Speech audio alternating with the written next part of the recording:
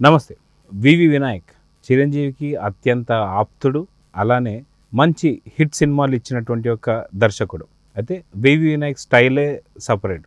కాకపోతే కొన్నాళ్ళుగా కొన్ని ఏళ్ళగా వివి వినాయక్ కొంత సినిమాలకు దూరంగా ఉండడం, అదే యొక్క హిట్లు లేకపోవడంతో కొంత సినీ రంగాన్ని నుంచి మాత్రం కొద్దిగా ఈ యొక్క పేరు మనకి కొద్ది రోజులు వినిపించలేదు. మళ్ళీ ఇప్పుడు హఠాత్తుగా న్యూస్లోకి వార్తల్లోకి ఎక్కేశాడు వివి వినాయక్. ఎందుకు ఏంటి ఆ అంశాలంటే ఇప్పుడు చూద్దాం. సార్ నమస్తే. నమస్తే అండి. సార్ వివి వినాయక్ ఒకానొక టైంలో ఒక హాట్ డైరెక్టర్ అని చెప్పుకోవచ్చు. ఎందుకంటే మంచి హిట్లు ఇచ్చాడు, ఒక స్టైలిష్ డైరెక్టర్గా కూడా పేరు పొందాడు. సో ఇలాంటి తరుణంలో చాలా కాలం నుంచి వివి వినాయక్ని మర్చిపోయాం మనం అంతా. కానీ ఇప్పుడు సడన్గా సినీ రంగం కాకుండా వేరే ఇంకో రంగం నుంచి తన పేరు వినిపించడం, ఆ పేరు మారుమోగడం జరుగుతుంది. దేని గురించి ఎందుకు అంటారు? ఏం లేదండి, ఆయన ఎలక్షన్లో పోటీ చేద్దామనే ఆలోచన వినాయకుడికి ఉంది. ఎప్పటి నుంచో ఉంది ఆలోచన, కానీ ఆయన ఆచరణలో పెట్టాల. 2014 నుంచి కూడా ఆయన దీంట్లో రావాలని అనుకున్నాడు, కానీ వైసీపీ టికెట్ కోసం ట్రైల్ చేశాడని రకరకాల వార్తలు అయితే వచ్చినాయి. అయితే ఈసారి టికెట్, రాజమండ్రి ఎంపీ టికెట్ వినాయక్కి కన్ఫర్మ్ అయినట్టుగా వార్తలు అయితే వచ్చినాయి. అంటే ఎంపీ టికెట్గా అసెంబ్లీకి కాకుండా ఎంపీ టికెట్కి పోటీ చేద్దామని అనుకున్నాడంట. ఆయన అనుకోవడం కాకుండా అధిష్టానం పిలిచి జగన్ పిలిపించేసి మీకు ఈ టికెట్ ఇస్తున్నామని చెప్పి అన్నారట.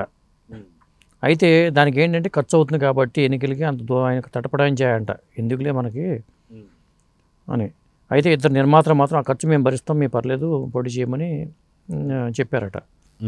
అయితే తాజా సమాచారం ఏంటంటే వినాయక్ దాన్ని తిరస్కరించాడని సమాచారం. దీని వెనకాల చిరంజీవి గారి హస్తం ఉందని కూడా ప్రచారం జరుగుతుంది.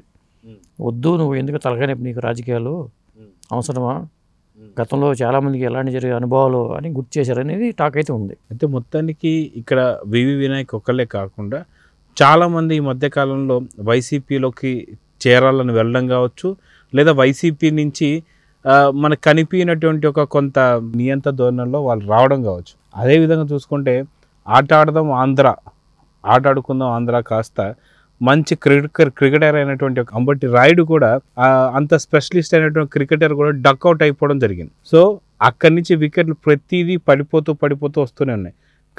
ఆఖరికి అంబటి రాయుడు కూడా జనసేనలో జాయిన్ అవ్వడం అనేది మనం చూసాం.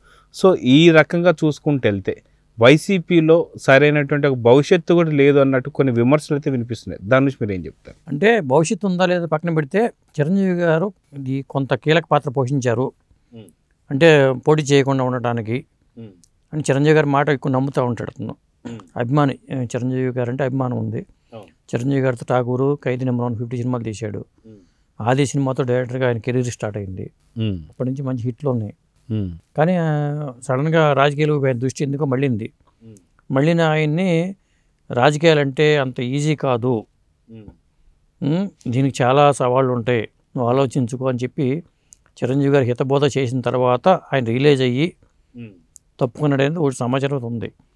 ఒకవేళ అంటే ఈయన తప్పుకుంటే మళ్ళీ అక్కడ ఆల్టర్నేటివ్ ఉండాలి కాబట్టి ఆల్టర్నేటివ్ ఎవరికి ఇవ్వాలి అనుకున్న ఆలోచన వచ్చినప్పుడు ఇప్పుడు మార్గాని భారతీయం అసెంబ్లీకి వెళ్ళిపోతున్నారు కాబట్టి జక్కంపూడి రాజా సోదరుడు గణేష్కి ఆ టికెట్ ఇద్దామని దీంట్లో ఉన్నారట. ఓకే, అది సమాచారం రాజమండ్రి ఎంపీ టికెట్ విషయానికి వచ్చేసరికి. దాంతో ఇప్పుడు ఒకవేళ వినాయక్ జనసేన పార్టీలోకి వచ్చి ఒకవేళ జనసేన నుంచి ఏమైనా పోటీ చేస్తాడా, ఒకవేళ వైసీపీ అంటేనే విముఖత ఉందా, ఇలాంటి విషయాలని మనకు తెలియదు. అయితే మొత్తానికి చూసుకుంటూ వెళ్తే వైసీపీకి సంబంధించి చాలామంది సినీ ప్రముఖులు వెళ్ళడం జరిగింది. అక్కడి నుంచి పలుమార్లు బయటికి రావడం కూడా జరిగింది. ముఖ్యంగా చూసుకుంటే జీవిత రాజశేఖర్ సో ఎంతో నమ్మకం పెట్టుకొని జగన్ పైన వెళ్ళడంతో వాళ్ళ తర్వాత ఇప్పుడు వాళ్ళ కెరీర్ కూడా సరైనటువంటి పరిస్థితులు లేదని చెప్పి అంటున్నారు. దీని గురించి మీరు ఏం చెప్తారు? మీ పిల్లలు ఇంటర్మీడియట్ మరియు ఎంసెట్ చదువుతూ సబ్జెక్ట్స్లో కన్ఫ్యూజ్ అవుతున్నారా? కాన్ఫిడెన్స్ లెవెల్ తక్కువగా ఉందా? రిపీటెడ్ మిస్టేక్స్ చేస్తున్నారా? అయితే మీకోసమే ఉంది Rise app. 1 lakh question bank, performance analysis, online classes by experts, ఇంకా మరెన్నో ఫీచర్స్ తో మీ ముందుకొచ్చింది Rise the perfect guide. Description లో ఉన్న లింక్ ను ఉపయోగించి సబ్స్క్రైబ్ అవ్వండి. ఒక జీవిత రాజశేఖర్ కాదు, పృథ్వీ విషయంలో కూడా అదే జరిగింది. పృథ్వీకి తీసుకెళ్ళి ఒక పదవి ఇచ్చారు ఎస్వీబీసీలో, అక్కడికి వెళ్ళి ఆయన ఫోన్తో వేరే అమ్మాయితో ఏదో చేశాడని చెప్పేసి ఒక వాయిస్ వచ్చిన తర్వాత ఆయన పక్కన పెట్టి తప్పించేశారు. ఇలా కాకపోతే అక్కడి నుంచి ఏంటంటే మీరు ఈ పార్టీలోకి వస్తే నీకు కొన్ని టార్గెట్లు పెడతారట వైసీపీలో. నువ్వు తెలుగుదేశం వాళ్ళని తిట్టాలి, చంద్రబాబు నాయుడు తిట్టాలి, ఇలాంటి ఏం టార్గెట్ పెడతారంట. మరి ఇవన్నీ నువ్వు తట్టుకోగలవా అని చెప్పారు. అప్పుడు ఆలోచిస్తారు ఎవరైనా. అవును. వినాయక కూడా ఇదే చెప్పుంటారు. నువ్వు వచ్చావు అనుకో, ఇప్పుడు పోషాని వెళ్ళాడు, పోషాని పని ఏంటి అది సినిమా, పోషాని ఇట్లా చేస్తున్నారు, అక్కడికి వెళ్ళి పదవులు పడిన తర్వాత సినిమా అవకాశాలు కూడా తగ్గినాయి ఆయనకి. రేపొద్దున ఇప్పటికే వినాయక కూడా సినిమా అవకాశాలు, సినిమాల్లో యాక్టివ్గా లేడైనా సినిమాలు కూడా తగ్గించుకున్నాడు ఆయన, సినిమాలు కూడా చేయట్లా. ఆ మధ్యన నటుడిగా కూడా ఒక సినిమాని ఏదో స్టార్ట్ చేసి ఆపేశారు కూడా, హీరోగా వద్దామనే ఉద్దేశంతో అది కూడా చేశారు. ఇప్పుడు రాజకీయాల్లోకి వెళ్ళిపోతే రకరకాల సమస్యలు ఉంటాయి. అది ఆ ప్రత్యక్షంగా అనుభవించిన చిరంజీవి గారు తెలుసు ఆ విషయం. తనకెంతో క్లోజు, తన అభిమాని కాబట్టి వినాయక్ గారికి ఆ విషయం చెప్పుంటారు ఖచ్చితంగా. ఎందుకంటే ఆయన చెప్పాలి కాబట్టి తన వంతు బాధ్యతగా చెప్పుంటారు. ఆ తర్వాత మరి వైసీపీ కాకపోతే నేను జనసేన తరఫున పోటీ చేద్దామని ఆలోచన ఏమైనా ఉందేమో తెలియదు. ఇలాంటి అంశాలన్నీ ఉంటాయండి. అది ఎందుకంటే చాలామంది సినిమా వాళ్ళు వెళితే వాళ్ళ చేదు అనుభవాలు వచ్చినాయి, ఎదురైనాయి. ఇప్పుడు ఆలీ కూడా పోటీ చేస్తున్నాడని చెప్పి రకరకాల టాక్స్ అయితే గతంలో వచ్చినాయి. అలాగే ఆలీకి ఏదో పదవి ఇచ్చారనుకోండి, అది జరిగింది. ఇట్లా తప్పదు. సినిమా వాళ్ళు అందరి దగ్గర ఇమ్మడలేరు. ముఖ్యంగా తెలుగుదేశం పార్టీలో ఏమిడినంతగా వేరే పార్టీలో కూడా సినిమా వాళ్ళు ఇమ్మడలేరు. అది అయితే మొత్తానికి చూసుకుంటే వైసీపీకి సంబంధించి ఆకర్ష్ పథకంలో కాస్త సినీ రంగం నుంచి చాలామంది ప్రముఖులు తీసుకొచ్చుకోవాలనుకున్నది వాళ్ళు కూడా ఎవరు రాకుండా అయిపోయారు. అది కాక మొన్న మధ్య జరిగినటువంటి సిచ్యువేషన్లు ఏంటంటే వైఎస్ జగన్ గారిని చిరంజీవి గారు కావచ్చు, ప్రభాస్, మహేష్ ఇలాంటి ప్రముఖులందరూ కూడా వీళ్ళు కార్లు ఎక్కడో పెట్టి నడిపించిన తర్వాత ఓ చిన్న క్లిప్ను బయటకు వదిలి సినీ రంగం పైన తనకున్న అక్కసిని ఏదైతే చూపించాడు జగన్. సో ఒకవేళ ఇలాంటి పరిస్థితులు ఉంటే ఉన్న 1-2 సంబంధించి సినీ రంగం కూడా బయటకు వచ్చేస్తున్నారు. సో రానున్న కాలంలో నిజంగా సినీ రంగం నుంచి ఎవరైనా వెళ్ళే అవకాశం ఉందంటారా వైసీపీకి? వైసీపీకి అయితే వెళ్ళే అవకాశం కనపట్ల నాకు తెలిసి. వెళ్తే ఏమన్నా టీడీపీలోకి, ఇప్పుడు దత్తు గారు మొదటి నుంచి టీడీపీ మనిషి, ఆయన వెళ్ళి పోటీ చేసే ఆలోచన ఆయన ఉందేమో తెలియదు. ఎందుకంటే వాళ్ళ లిస్టు కూడా త్వరలో బయటకు వస్తాయి.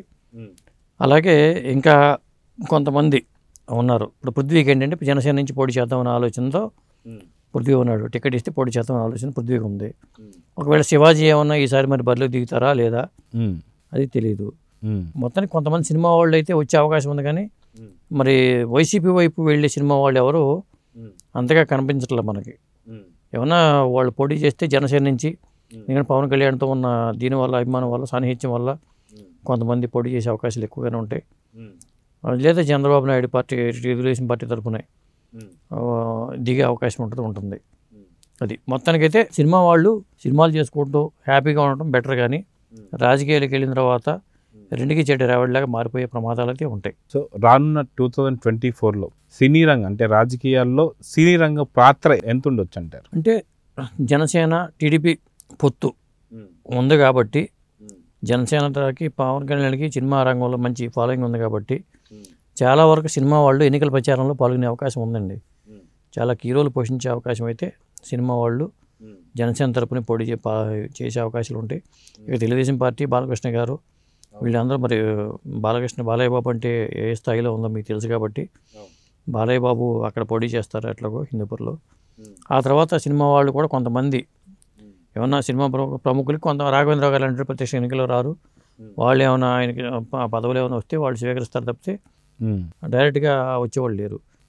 ఇంకెవరన్నా కొంతమంది ఏమన్నా సినిమా వాళ్ళు ఉత్సాహం చూపితే చూపొచ్చు, కానీ ప్రచారానికి మాత్రం వెళ్ళే వాళ్ళు చాలా అవకాశాలు ఉన్నాయి. కొంతమందికి ఏంటంటే వైసీపీ మీద కోపంతోనే ఉన్నవాళ్ళు సినిమా వాళ్ళు చాలామంది ఉన్నారు.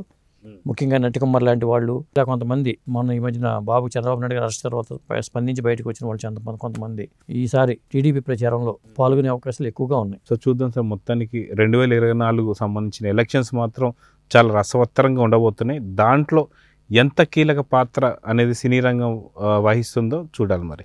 సో ఇదండి మొత్తానికి 2024లో మాత్రం ఎలక్షన్స్ ఒక భారీ హీట్ని అయితే పెట్టిస్తుంది. ఈ పుట్టించే హీట్లో సినీ రంగంది పాత్ర ఎంత ఉంటుందో చూడాలి మరి. Thank you.